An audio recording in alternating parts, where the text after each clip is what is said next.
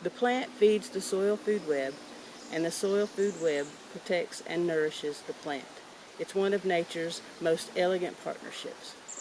No, I'm not building a slug habitat on purpose. Here's the thing, the same habitat that's shelter for all the good guys is also shelter for the bad guys. Slugs love cool, damp places. Ground beetles love slugs, and ground beetles live in cool, damp places.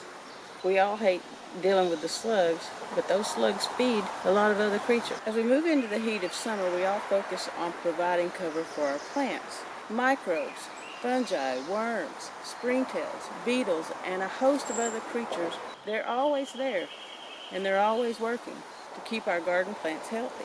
So, we need to protect them as much as we protect our plants.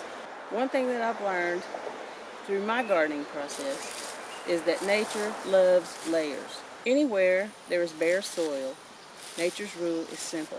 Cover the soil. As it dries out, the microbial life in it starts to go dormant. And eventually, if it doesn't get what it needs to survive, shelter, it'll die completely. First thing I need to do is hit this with a little moisture. This emitter will allow for a good slow soak. I use these little things all over the garden. Leaves provide air and moisture. Grass provides a steady source of nitrogen, and as it breaks down, it feeds the microbes. Wool is there for insulation.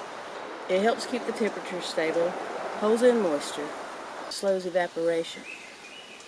The first layer is leaves.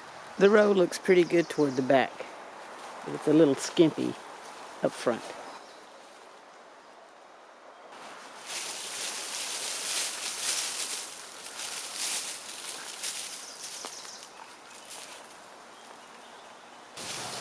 The next layer is grass. Phew! There's the sun. The sunshine, I'm gonna have to get a hat.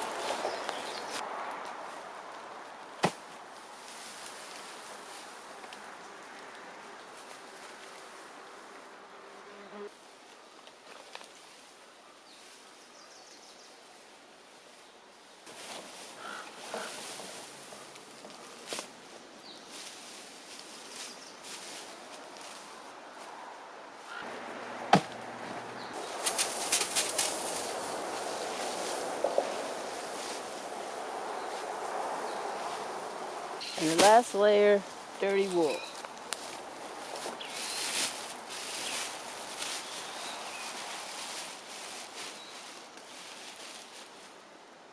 Look at these massive fleas. That's one. I traded a customer some worm castings for these. And I have another friend who just sheared her sheep, so if these don't quite cover the garden, I've got 3 more bags waiting. I plan to use every bit of it. Okay, this part always takes a while. I'm surprised by how heavy these are. It must feel fantastic to be sheared come spring.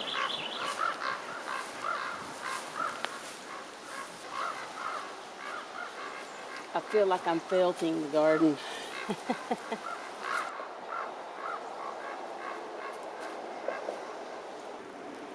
It's not the best look, but the benefits so far seem very, very worth it. It changes colors as soon as the water hits it. That's urine rinsing out, and that's nitrogen, folks.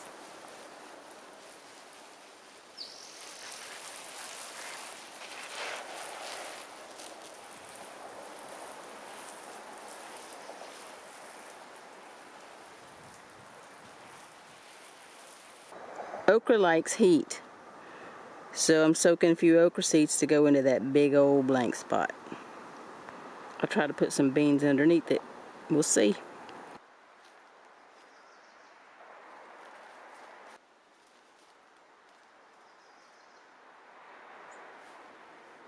The plant sugar feeds bacteria and fungi. Bacteria and fungi feed larger organisms. Those organisms feed larger organisms still.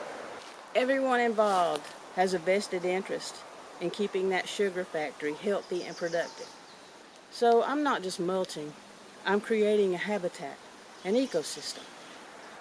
I'm creating shelter from heat, I'm slowing moisture loss, I'm feeding microbes, and I'm inviting an entire community of life to move in and help protect my plants.